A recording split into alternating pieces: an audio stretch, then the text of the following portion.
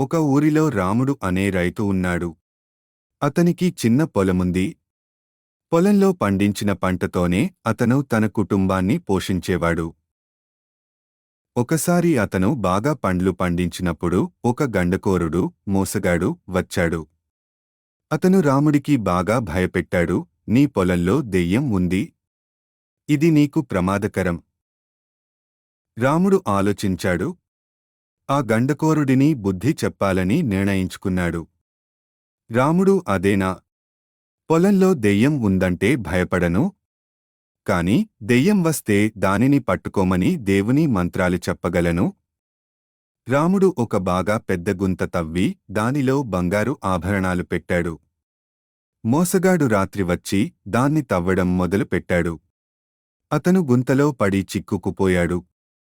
రాముడు వచ్చి నన్ను మోసం చేయాలని చూశావు.